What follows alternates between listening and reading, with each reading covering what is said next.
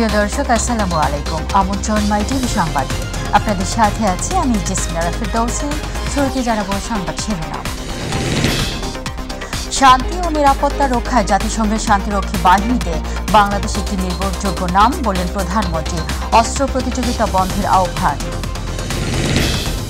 MP আনার হত্যাকাণ্ডে অভিযুক্ত শিমুল ভূঁইয়ার সহযোগী সাইফুল গ্রেপ্তার। ডিএনএ টেস্টের জন্য আনুষ্ঠানিকভাবে কিছু জানেন না এমপি আনারের মেয়ে। বিদেশে বেনজির পরিবারের সম্পদ অনুসন্ধানে আর্থিক গোয়েন্দা বিভাগে চিঠি দিয়েছে দুদক। সাবেক সেনাপ্রধান জেনারেল আজিজের সম্পদ অনুসন্ধানের আবেদন। উপকূলে ঘূর্ণিঝড় রেমালের তাণ্ডব রেখে গেছে ক্ষতচিহ্ন, নিঃস্ব কয়েক হাজার পরিবার। কাল পটুয়াখালীর ক্ষতিগ্রস্ত এলাকা পরিদর্শন করবেন প্রধানমন্ত্রী। ষষ্ঠ উপজেলা নির্বাচনের তৃতীয় ধাপে ৮৭ উপজেলায় ভোটগ্রহণ শেষে চলছে গণনা। পরিস্থিতি শান্তিপূর্ণ, বলছে ইসি।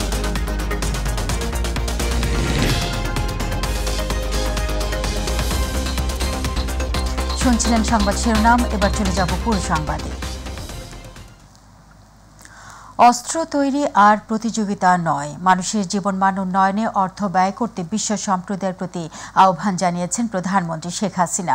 সকালে বঙ্গবন্ধু আন্তর্জাতিক সম্মেলন কেন্দ্রে আয়োজিত আন্তর্জাতিক জাতিসংঘ শান্তিরক্ষী দিবসের অনুষ্ঠানে এই আহ্বান জানান তিনি। যুদ্ধ না করে আলোচনার মাধ্যমে সমস্যার সমাধানের পথ খুঁজতে বিশ্ব নেতার পরামর্শ দেন শেখ হাসিনা। আরও জানাচ্ছেন রাকিব হাসান। আন্তর্জাতিক জাতিসংঘ শান্তিরক্ষা দিবস আজ। দিবসটি উপলক্ষে সকালে রাজধানীর বঙ্গবন্ধু আন্তর্জাতিক সম্মেলন কেন্দ্রে আয়োজিত অনুষ্ঠানে প্রধান অতিথি হিসেবে যোগ দেন প্রধানমন্ত্রী শেখ হাসিনা। আহত ৩ জন শান্তিরক্ষীকে সম্মাননা তুলে দেন তিনি। প্রধানমন্ত্রী তার বক্তব্যে জাতিসংঘের শান্তিরক্ষা মিশনে বাংলাদেশি শান্তিরক্ষীরা প্রশংসার সাথে দায়িত্ব পালন করছে উল্লেখ করে তিনি বলেন, শান্তি ও নিরাপত্তা বজায় রাখতে বৈশ্বিক প্রচেষ্টায় বাংলাদেশ আজ একটি দায়িত্বশীল ও নির্ভরযোগ্য নাম। শান্তি ও নিরাপত্তা বজায় রাখা বৈশ্বিক প্রচেষ্টায় বাংলাদেশ আজ একটি দায়িত্বশীল ও নির্ভরযোগ্য নাম। আমরা সর্বজনীন স্বীকৃত এবং বিশ্বের বুকে রোল মডেল। এই অর্জনের পিছনে রয়েছে আমাদের সশস্ত্র বাহিনী ও পুলিশ বাহিনী, টেকসই পরিশ্রমী নিবেদিত প্রাণ সদস্যদের মহান আত্মত্যাগ ও অমূল্য অবদান। যুদ্ধ ও সংঘাত মানুষকে কষ্টের দিকে ঠেলে দিচ্ছে জানিয়ে যুদ্ধের পেছনে অর্থ ব্যয় না করে জলবায়ু অভিঘাত মোকাবেলা সহ মানুষের কল্যাণে অর্থ ব্যয় করতে বিশ্ব নেতাদের প্রতি আহ্বান জানান শেখ হাসিনা। যারা অস্ত্র তৈরি এবং অস্ত্র প্রতিযোগিতায় এত অর্থ ব্যয় করছে তাদের কাছে আমার আহ্বান, আমরা শান্তির কথা বলি কিন্তু সংঘাতে লিপ্ত হই কেন? এই যে অর্থ ব্যয় হচ্ছে, এই অর্থ যদি এই যে ক্ষুধার্ত মানুষের আহারের ব্যবস্থা, শিক্ষার ব্যবস্থা, চিকিৎসার ব্যবস্থা করা হতো, তাহলে এই পৃথিবীতে শান্তি প্রতিষ্ঠিত হতো, মানুষের জীবনমান উন্নত হতো, মানুষ সুন্দরভাবে বাঁচতে পারত। অস্ত্র তৈরি আর প্রতিযোগিতা, এই অর্থটা যে সমস্ত দেশ এখনও জলবায়ু পরিবর্তনের অভিঘাতে ক্ষতিগ্রস্ত হতে যাচ্ছে, সেই জলবায়ু অভিঘাত থেকে মানবজাতিকে রক্ষা করার জন্য সেই ফান্ডে সেই অর্থ দিতে পারে এবং ক্ষুধার্ত এবং শিক্ষাবঞ্চিত যে সমস্ত শিশুরা তাদেরও শিক্ষা এবং স্বাস্থ্য ও ক্ষুধা নিবৃত্ত করবার জন্য ব্যবহার করতে পারে। সেই আহ্বানটাই আজকে আমি সকলকে জানিয়ে যাচ্ছি। পরে বিভিন্ন দেশে দায়িত্ব পালনরত বাংলাদেশের শান্তিরক্ষীদের সাথে ভিডিও কনফারেন্সের মাধ্যমে কুশল বিনিময় করেন প্রধানমন্ত্রী শেখ হাসিনা।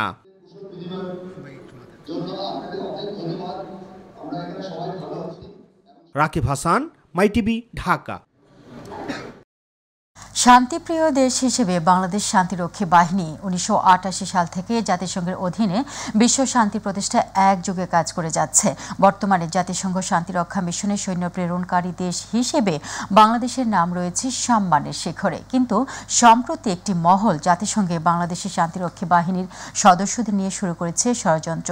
বিদেশি সংবাদ মাধ্যমে এমন প্রতিবেদন উদ্দেশ্যমূলক ও একপেশে বলে মনে করেন সেনাপ্রধান।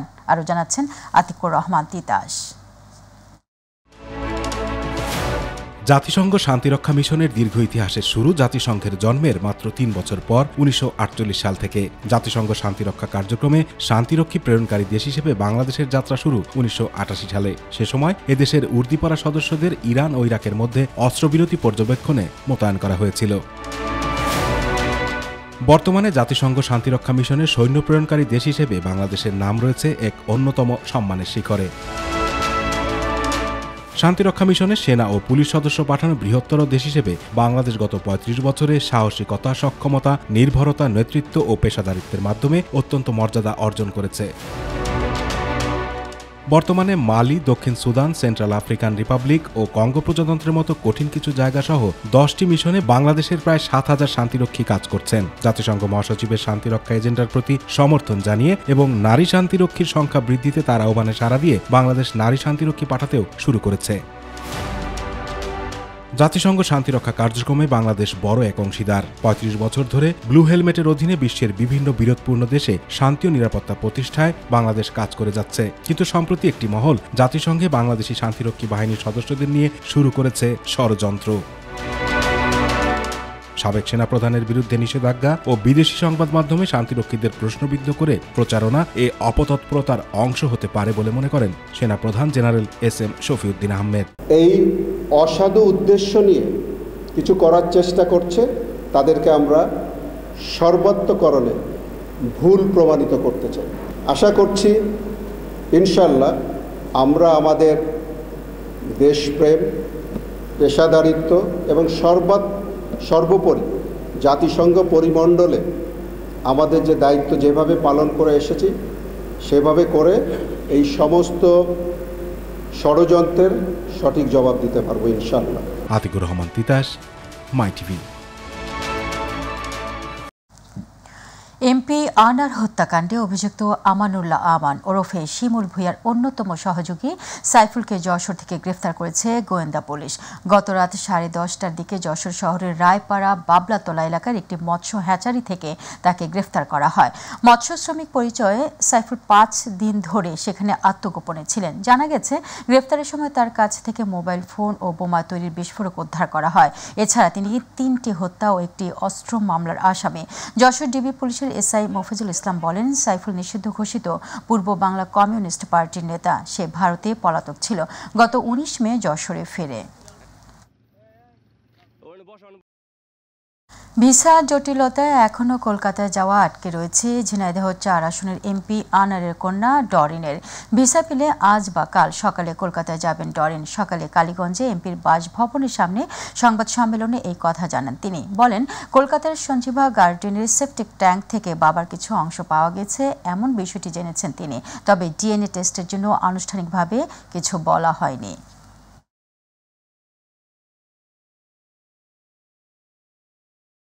আমার সাথে কথা হয়েছিল যে আমি জিজ্ঞেস করছিলাম যে আসলে কি আপডেট, লাস্ট আপডেটটা কি, আর এখনো পর্যন্ত আমি কোনো আপডেট পাইলাম না বা কি হলো বিষয়টা।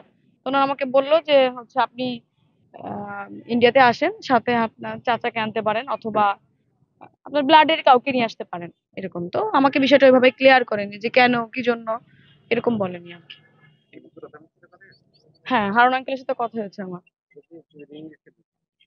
আমি আঙ্কেলকে কল করছিলাম, আবার আঙ্কেল আমাকে কল দিয়ে এটাই জানিয়েছে বারবার। আমি এটা রাতের বেলা, গতকালকে রাত 11টা 11:30 হ্যাঁ রাতের দিকে, এক্সাক্ট টাইমটা মনে নেই, রাতের দিকে। এমপি আনোয়ারুল আজিম আনার হত্যাকাণ্ডের মূল পরিকল্পনাকারী আখতারুজ্জামান শাহীনকে গ্রেফতার করতে সর্বোচ্চ পদক্ষেপ নেওয়া হবে বলে জানিয়েছেন ঢাকা মহানগর police commissioner Habibur Rahman. DMP হেডকোয়ার্টারে আয়োজিত এক অনুষ্ঠানে সাংবাদিকদের প্রশ্নের জবাবে তিনি এই কথা জানান। বলেন, সংসদ সদস্যকে কী কারণে হত্যা করা হয়েছে এর কারণ এখন পর্যন্ত বাংলাদেশ পুলিশ কিংবা ইন্ডিয়ান পুলিশ কেউই উদ্ধার করতে পারেনি। এই ঘটনার যিনি ষড়যন্ত্রকারী, পরিকল্পনাকারী, তিনি এখন দেশের বাইরে রয়েছেন। তাকে গ্রেপ্তার করলেই কেবল এই হত্যার মোটিভ জানা যাবে।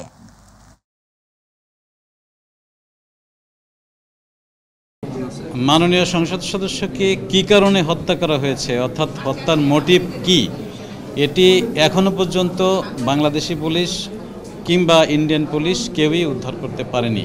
এর মূল কারণ এটির যিনি ষড়যন্ত্রকারী, এটির যিনি পরিকল্পনাকারী, তিনি এখন দেশের বাইরে রয়েছেন, তাকে গ্রেপ্তার করা যায়নি বিধায় এটি এখনো কিছুই উদ্ধার করা যায়নি। তাকে গ্রেপ্তার করলেই কেবল এই হত্যার মোটিভ জানা সম্ভব হবে। হাইকোর্টের রায়ের আলোকে এমপি আনোয়ারুল আজিম আনার হত্যার মামলা সহ তদন্তাধীন মামলায় গণমাধ্যমে বক্তব্য দেওয়া বন্ধ চেয়ে লিগ্যাল নোটিশ পাঠানো হয়েছে। স্বরাষ্ট্র সচিব, পুলিশের আইজি ও ঢাকার পুলিশ কমিশনারকে এই নোটিশ পাঠানো হয়েছে। সুপ্রিম কোর্টের আইনজীবী মোহাম্মদ শিশির মনির এই নোটিশ পাঠান।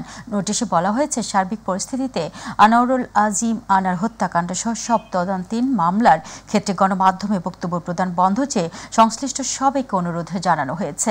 অন্যথায় হাইকোর্টের রায়ের আলোকে গণমাধ্যমে তদন্তাধীন মামলার বিষয়ে বক্তব্য প্রচার বন্ধ না করলে উচ্চ আদালতে রিট করা হবে। আমেরিকা, কানাডা, অস্ট্রেলিয়া সহ দেশের বাইরে বেনজির পরিবারের কোনো সম্পদ আছে কি না তা জানতে বাংলাদেশ ফিনান্সিয়াল ইন্টেলিজেন্স ইউনিট BFIU-তে চিঠি দিয়েছে দুদক। দুপুরে সুপ্রিম কোর্টে এক সংবাদ সম্মেলনে এই কথা জানান দুদকের আইনজীবী খুরশিদ আলম খান। তিনি জানান, বেনজির আহমেদ নিয়ে অনুসন্ধান শুরু করার পর থেকে প্রতিনিয়তই গোয়েন্দা মাধ্যম সহ বিভিন্ন মাধ্যমে বেনজির পরিবারের সম্পদের বিস্তর তথ্য পাচ্ছে দুদক। গত রোববার বেনজির আহমেদ, তার স্ত্রী ও 3 সন্তানের আরও 119টি স্থাবর অস্থাবর সম্পত্তি ক্রয়ের নির্দেশ দিয়েছেন আদালত। না, ওনাকে তো আসামি এখনো এটা বলা যাবে না, কারণ আমরা তো নিয়মিত মামলা তো রুজু হয়নি। আমি ওনাকে কেন আসামি বলতে যাব? নিয়মিত মামলা যেহেতু রুজু হয়নি। না, দেখুন, এটা প্রত্যেকটা ধাপ আছে। এই প্রত্যেকটা ধাপে ধরেন কি হয় না হয় এটা তো আগাম প্রেডিক্ট করা যাবে না। সবকিছু ডিপেন্ড করছে আমার অনুসন্ধান কার্য শেষ হওয়ার পরে। আপনি অনুসন্ধান কার্য শেষ হওয়ার পরে কি হবে ওই প্রশ্নটা এখন বলা যাবে না। অনুসন্ধানে কি আসছে, অভিযোগের সত্যতা নিশ্চিত না হওয়া পর্যন্ত সাবেক আইজিপি বেনজির আহমেদকে আসামি বা অভিযুক্ত বলা যাবে না বলে মনে করেন দুর্নীতি দমন কমিশনের আইনজীবী খুরশিদ আলম। তার মতে, দুদকের অনুসন্ধানী দলের যাচাই বাছাই শেষে বিষয়টি স্পষ্ট হবে। বেনজির আহমেদের সম্পদ জব্দের বিষয় নিয়েও কথা বলেন এই আইনজীবী। তুলে ধরেন দুদক তলবের প্রসঙ্গটিও। বিস্তারিত আবু সাইদপুর রিপোর্টে। জ্ঞাত আয় বহির্ভূত সম্পদ অর্জনের অভিযোগে সাম্প্রতিক সময়ে বেশ আলোচিত সাবেক আইজিপি বেনজির আহমেদ। বেনজির আহমেদের সম্পদ অনুসন্ধানে আদালতের নির্দেশে কাজ করছে দুদক এবং আর্থিক গোয়েন্দা বিভাগ। ক্রয় করার প্রক্রিয়া চলছে সাবেক এই কর্মকর্তার বেশ কিছু স্থাবর ও অস্থাবর সম্পদ। আর তাই আগামী 6 জুন বেনজির আহমেদ এবং 9 জুন তার স্ত্রী জিসান মির্জা এবং 2 মেয়েকে জিজ্ঞাসাবাদ করবে দুদক। ওনাদেরকেও জিজ্ঞাসাবাদ করা হবে, কারণ দুর্নীতি দমন কমিশন আইন বিধিমালাতে বলা আছে কমিশন যদি কাউকে মনে করে জিজ্ঞাসাবাদ করতে পারে। খতিয়ে দেখা হচ্ছে দেশ বিদেশে ওনার কোনো প্রপার্টি আছে কিনা যেটা জব্দ করা হয়েছে সেটার ছাড়াও। পরিস্থিতি যখন এমন, তখন দুদকের আইনজীবী খুরশিদ আলম বলছেন, বেনজির আহমেদকে অপরাধ প্রমাণের আগে অভিযুক্ত বা আসামি বলা যাবে না। ওনাকে তো আসামি এখনো এটা বলা যাবে না, কারণ আমরা তো নিয়মিত মামলাতে রুজু হয়নি। কথা বলেন সম্পদ জব্দ, দুদকের অনুসন্ধান প্রসঙ্গ সহ প্রোটোকল বিষয় নিয়েও। এই অনুসন্ধান কার্যের অংশ হিসেবে 2 দফায় ওনার প্রপার্টি, বেশ কিছু প্রপার্টি, অ্যাপার্টমেন্ট এবং ক্রয় করা হয়েছে, ব্যাংক অ্যাকাউন্ট জব্দ করা হয়েছে এবং আরও তথ্য উপাত্তের জন্য বিভিন্ন সংস্থার কাছে দুর্নীতি দমন কমিশনের পক্ষ থেকে আইনিভাবে চিঠি দেওয়া হয়েছে। মঙ্গলবার কমিশন সভায় বেনজির আহমেদ ও তার পরিবার সদস্যদের জিজ্ঞাসাবাদ করার বিষয় সংক্রান্ত সিদ্ধান্ত হওয়ার পর বিশেষ বার্তাবাহকের মাধ্যমে বেনজির আহমেদের গুলশান 1-এর আইকন টাওয়ারে জিজ্ঞাসাবাদ সংক্রান্ত দুদকের নোটিশ পাঠানো হয়। আবু সাইদপু, মাই টিভি, ঢাকা। সাবেক সেনাপ্রধান অবসরপ্রাপ্ত জেনারেল আজিজ আহমেদের বিরুদ্ধে দায়ের করা অভিযোগ শিডিউলভুক্ত হলে অনুসন্ধানের জন্য আমলে নেওয়া হবে বলে জানিয়েছেন দুর্নীতি দমন কমিশনের চেয়ারম্যান মোহাম্মদ মঈনুদ্দিন আবদুল্লাহ। বুধবার দুদকের প্রধান কার্যালয়ে সাংবাদিকদের এক প্রশ্নের জবাবে তিনি এসব কথা জানান। তিনি বলেন, সাবেক সেনাপ্রধানের অভিযোগ সম্পর্কে তিনি এখনও অফিসিয়ালি অবহিত নন। বিস্তারিত আমিনা হিরার রিপোর্টে। গেল 21 মে সাবেক সেনাপ্রধান অবসরপ্রাপ্ত জেনারেল আজিজ আহমেদের ওপর নিষেধাজ্ঞা দেয় যুক্তরাষ্ট্র।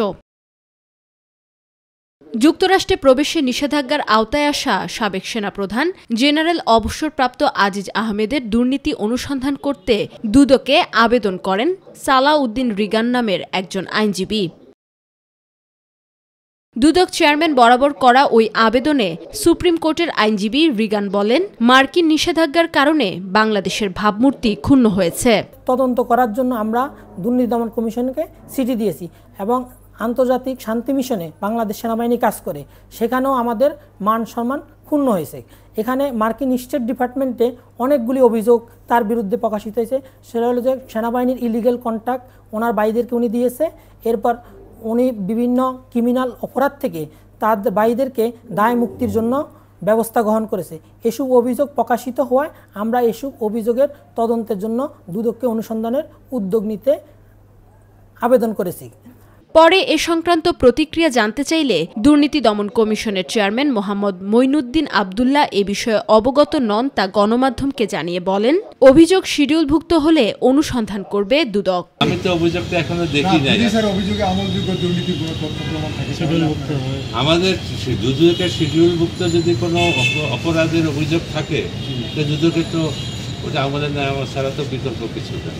আমরা দেখব, অভিযোগটা পরীক্ষা করে দেখব। আমি এখনো দেখি নাই।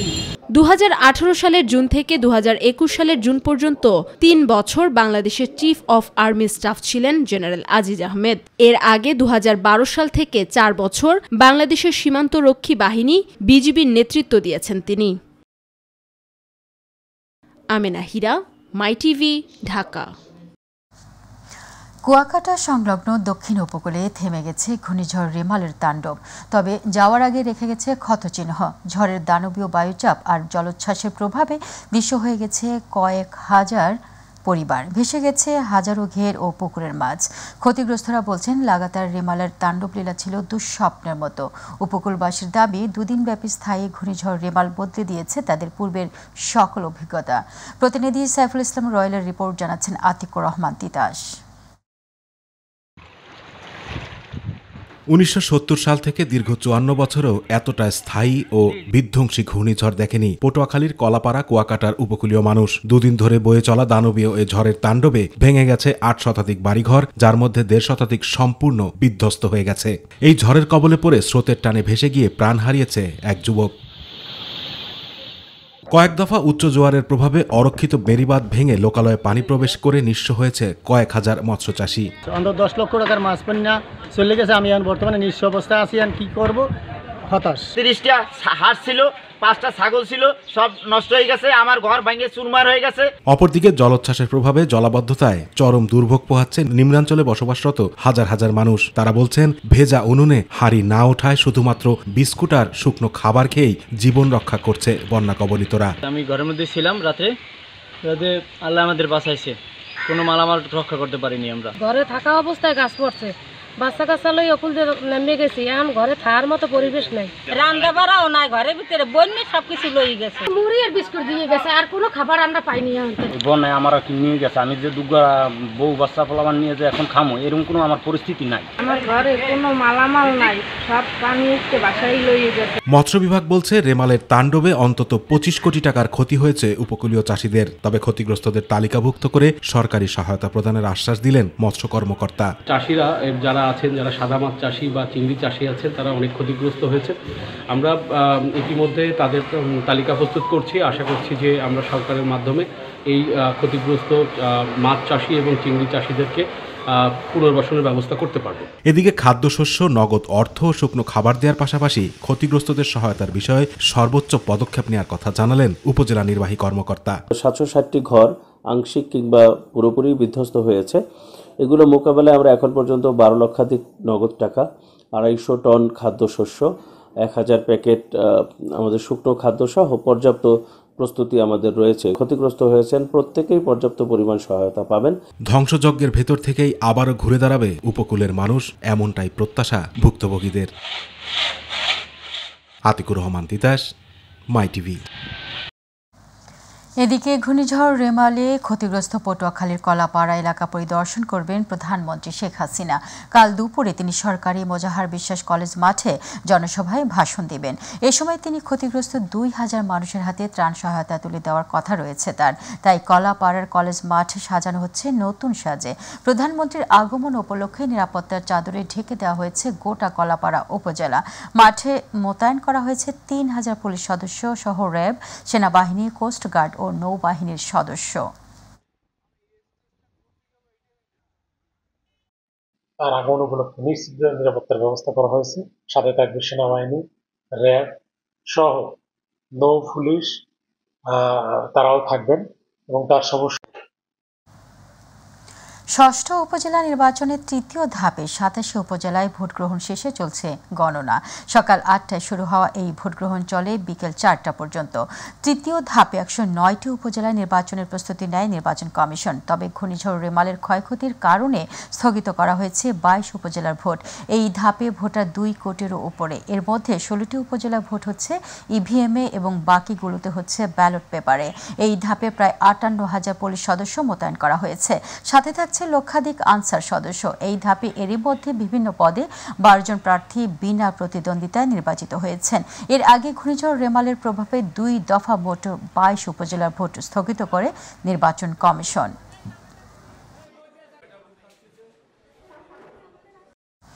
এদিকে চলমান উপজেলা নির্বাচনে শান্তিপূর্ণ পরিবেশে ভোটগ্রহণ অনুষ্ঠিত হয়েছে বলে জানিয়েছেন ইসি সচিব মোহাম্মদ জাহাঙ্গীর আলম। দুপুরে নির্বাচন কমিশনে এক ব্রিফিংয়ে তিনি আরও জানান, ঘূর্ণিঝড় রেমালের কারণে স্থগিত 20 উপজেলায় ভোট হবে 9 জন, আর 2টি উপজেলায় 5 জন ভোট হবে।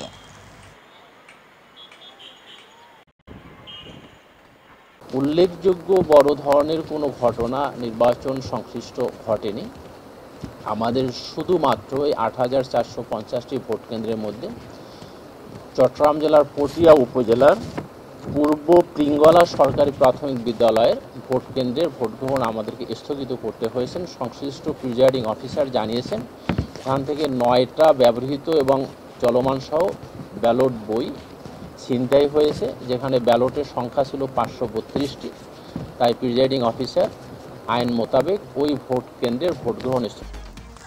উচ্চমাত্রার প্রোটিন সমৃদ্ধ ডিমের নামে বাজারে চড়া দামে বিক্রি হচ্ছে কয়েকটি কোম্পানির নামে বাজারজাতকৃত ডিম। তবে আসলে কি এসব ডিম সাধারণ ডিমের থেকে আলাদা? ভোক্তা অধিকার সংরক্ষণ অধিদপ্তরের অভিযানে বেরিয়ে এলো থলের বিড়াল। নুসরাত শারমিনের রিপোর্টে দেখুন বিস্তারিত। খাদ্য তালিকার সবচেয়ে গুরুত্বপূর্ণ একটি উপাদান হলো ডিম, যা প্রোটিনের সবচেয়ে বড় উৎস। আর এই ডিম নিয়েই চলছে নানা কারসাজি। এ যেন প্রতারণার এক নতুন অধ্যায়। ফার্ম থেকে সংগ্রহ করা সাধারণ ডিমের গায়ে omega-3 folic acid, vitamin E এর শিলমোহর যুক্ত করে তা বাজারে ডিম প্রতি 9 থেকে 10 টাকা বেশি মূল্যে বিক্রি করা হয়। আর এমন অভিযোগের ভিত্তিতে এর সত্যতা যাচাইয়ে মাঠে নামে ভোক্তা অধিকার সংরক্ষণ অধিদপ্তর। প্রথমে সুপারশপ স্বপ্ন এবং পরে মিনাবাজারে অভিযান চালালে এসব ডিমের সপক্ষে কেউই দেখাতে পারেননি সঠিক কোনো কাগজপত্র। প্রশ্ন হলো, কোথা থেকে আসে এসব ভিটামিনযুক্ত ডিম? সুপারশপের তথ্য মতে মেলে তারই সন্ধান। অভিযান চালানো হয় মিরপুর আরামবাগের ডিমের আড়তে। সেখানেও হয়নি এর কোনো সুরাহা। যদিও আড়তের দায়িত্বরতরা দিচ্ছিলেন দায় সারা বক্তব্য যে আমি শুধু ডিস্ট্রিবিউশনের দায়িত্বে আছি,